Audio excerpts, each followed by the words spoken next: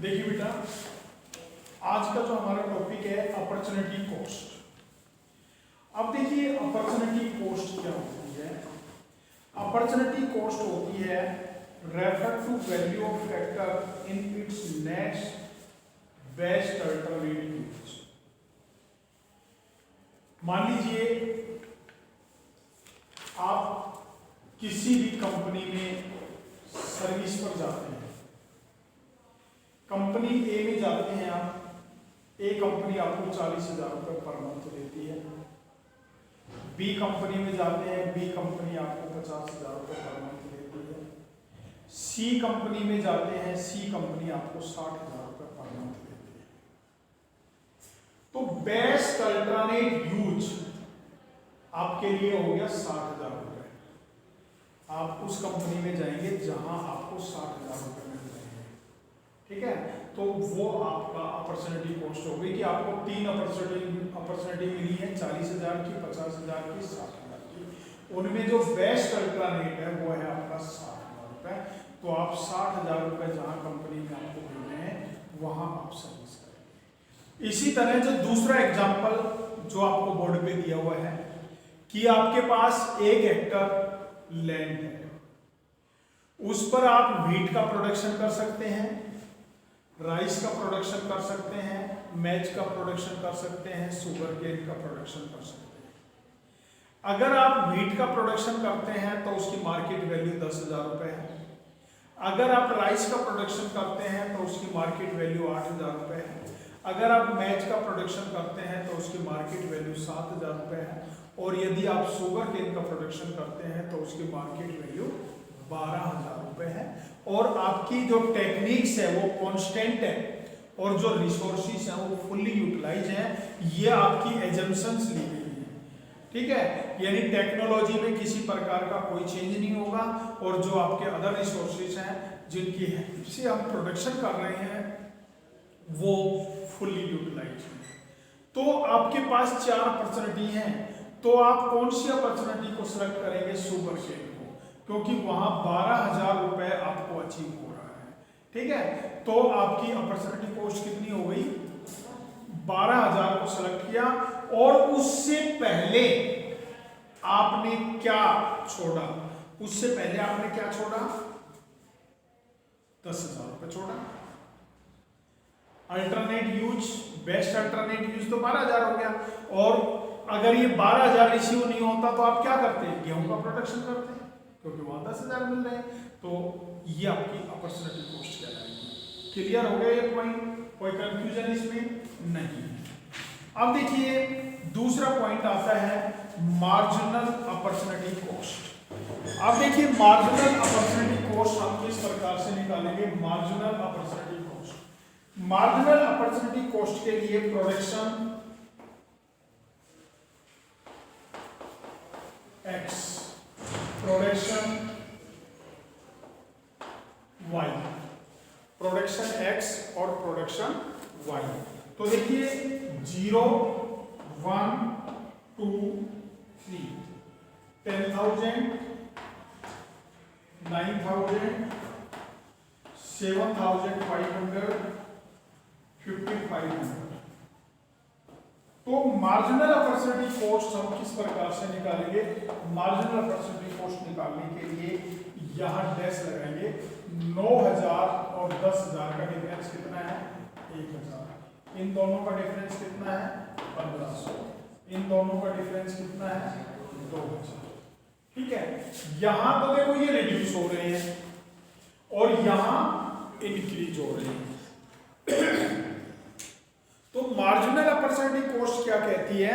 Marginal opportunity cost क्या कहती है आपको कि marginal opportunity cost is calculated in term of loss of output of Y for the every additional unit of X produced when resources are shift from Y to x.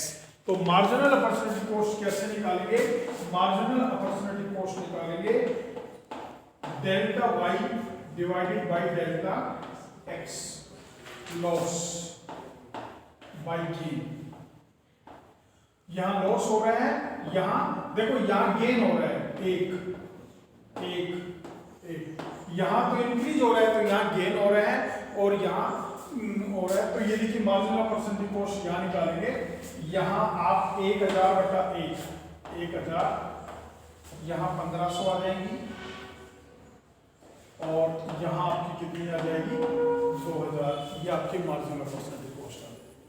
ठीक है, अब देखिए इसका जो डायग्राम है मार्जिनल परसेंटेज कॉस्ट का, हम diagram लेकर चलेंगे।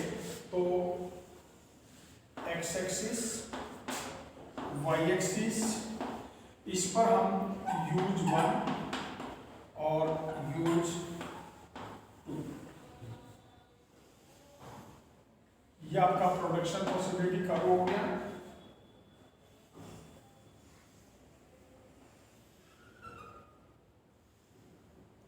ये आपका जो यूज 1 है लॉस और ये आपका क्या हो गया गेन। तो ये आपकी मार्जिनल परसेंटेज कॉस्ट हो गई। ठीक है, इसके बाद देखिए मार्जिनल परसेंटेज कॉस्ट और जो अपॉर्चुनिटी कॉस्ट है, इन दोनों में क्या डिफरेंशिएट है। तो देखिए marginal opportunity cost is the ratio between loss of output and gain of output. यानी जो मार्जिनल अपॉर्चुनिटी कॉस्ट क्या है कि एक आउटपुट में जो लॉस हुआ है और दूसरे आउटपुट में जो गेन हुआ है उसका रेशियो होता है। और जो अपॉर्चुनिटी कॉस्ट है, अपॉर्चुनिटी कॉस्ट क्या है, is not the ratio, it refer to total loss of output when same resources are shift from 1 to use 2। जब हमारे रिसोर्सेज शिफ्ट हो जाते हैं तो टोटल लॉस क्या हुआ है वो अपॉर्चुनिटी कॉस्ट है। और मार्जिनल अपॉर्चुनिटी कॉस्ट क्या है, एक गुड्स में कितना लॉस हुआ है दूसरे में कितना गेन हुआ है। Marginal opportunity cost indicate the cost of one more unit output, additional output when same resources are shift from use 1 to use 2। एक यूज से दूसरे यूज में जब सेम रिसोर्सेज शिफ्ट होते हैं तो एक गुड्स में लॉस होता है और दूसरे गुड्स में क्या होता है गेन होता है। और जो opportunity cost indicate the cost of all the unit produce when same resources are shift from use 1 to use 2। एक यूज से दूसरे यूज में जब रिसोर्सेज शिफ्ट होते हैं तो टोटल कितनी यूनिट्स प्रोड्यूस की गई हैं वो आपकी अपॉर्चुनिटी कॉस्ट है।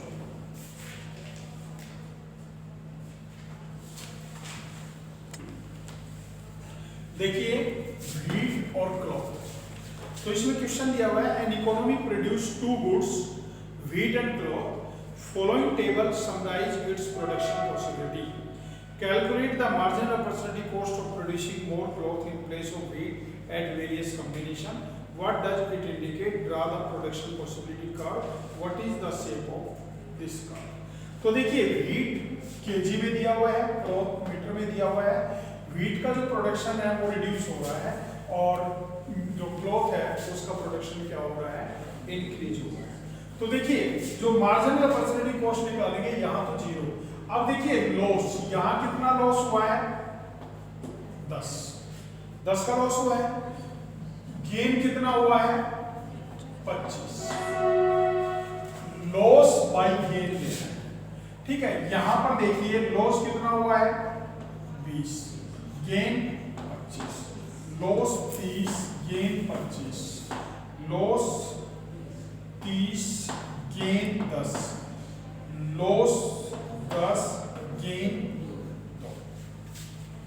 तो अब देखिए ये पॉइंट आ गया 0.4, 0.8, 1.2, 3, 5, ये आपकी क्या आ गई मार्जिनल अपॉर्चुनिटी कॉस्ट। अब जो मार्जिनल अपॉर्चुनिटी कॉस्ट है उसको हमने डायग्राम से शो करना है, एक्स एक्सिस वाई एक्सिस। तो देखिए एक्स एक्सिस और वाई एक्सिस, इस पर वेट लेकर चलेंगे हम, वेट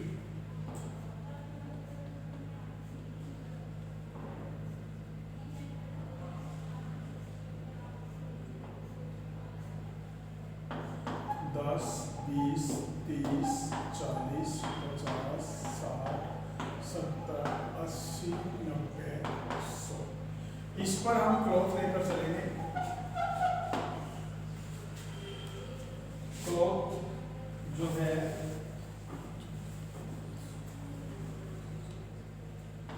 10, 20,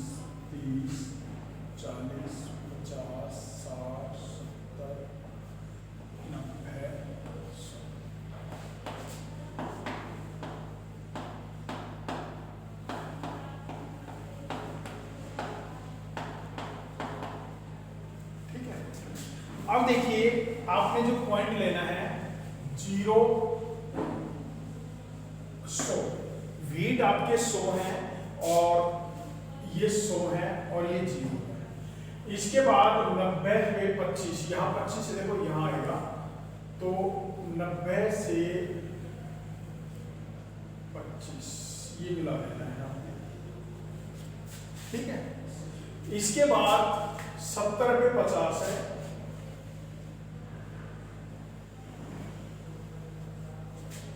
40 पे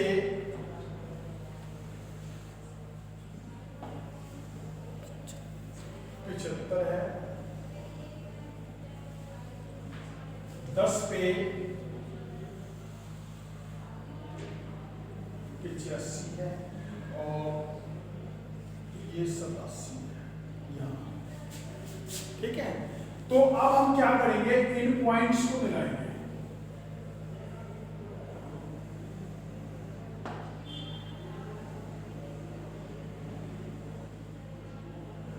ये पॉइंट ठीक है। तो ये जो है ये आपका मार्जिनल अपॉर्चुनिटी कॉस्ट और पीपी कर्व जो है ये आपको शो करेगा कि किस प्रकार से व्हीट का प्रोडक्शन रिड्यूस हो रहा है और क्लॉथ का प्रोडक्शन इंक्रीज हो रहा है, और किस प्रकार से जो मार्जिनल अपॉर्चुनिटी कॉस्ट है किस प्रकार से निकालोगे, गेन लॉस बाय गेन। तो देखिए व्हीट में लॉस हो रहा है 10, गेन हो रहा है 25, 10 बटा 25। अगले पॉइंट पे लॉस हो रहा है 20, गेन हो रहा है 25। अगले पॉइंट पे लॉस हो रहा है 30, गेन हो रहा है 25। अगले पॉइंट पे लॉस हो रहा है 30, गेन हो रहा है 10। अगले पॉइंट पे लॉस हो रहा है 10 और गेन हो रहा है 2। तो गेन हो रहा है ना, इसको निकाल के 0.4, 0.8, 1.2, 3 और 5 ये आपकी क्या आ जाएगी मार्जिनल अपॉर्चुनिटी कॉस्ट।